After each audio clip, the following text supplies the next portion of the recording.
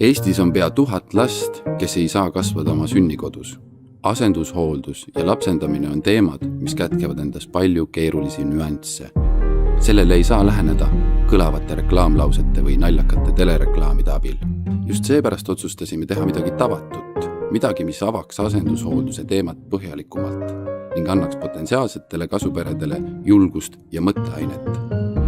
Tervise Arengu Instituut esitleb Südames sündinud dokumentaallavastus kasuvanemaks kasvamisest. Ma küsin, miks sa niiviisi arvad? Et kas ma ei olnud üldse armas Tita, et see tädi? No ta ei teadnud, kuidas seda naist kutsuda, et see tädi, kelle kõhus ma olin, et tema ei tahtnud mind endale alles jätta. Ega selliseks küsimuseks ei saa valmis olla.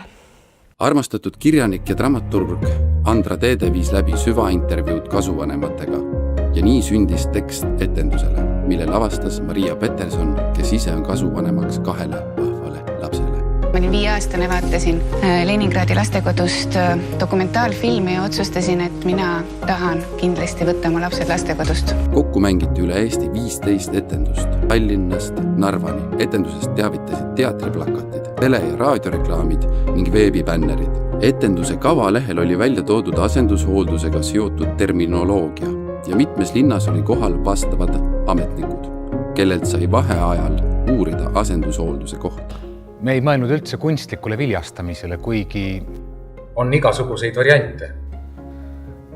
Minu ema pakkus kohe välja, et on ju see tädipoeg ja see onupoeg, et kas nemad ei võiks su naisega siis korraks. Geenid oleksid samad olnud, aga mina ei tahtnud.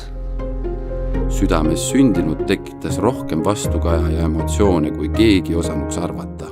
Enamik etendustest oli välja müüdud ja isegi Eesti president austas meid oma kohalolekuga. See on ju õnnetus, kui üks ema sai lapse ja ta ei suutnud selle lapsest hoolitseda. Ja see on õnnetus sellele lapsele, kes jäeti maha. Ja minule, et ma jäänud rasedaks, oli see suur kurbus.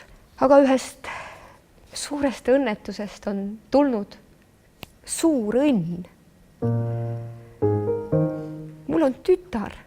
Lavastuse ja asendushoolduse teemad võeti hoogsalt üles erinevates meediaväljaannetes. Sest lapsel on siiski kõige parem kasvada peres, mitte asenduskodus. Tähtsaim on aga see, et pärast eesriide langemist vaatas nii mõnigi teatrikülastaja enda sisse, küsides, kas minu südames on kohta lapsele, kes pole saanud kasvada oma sünnikodus.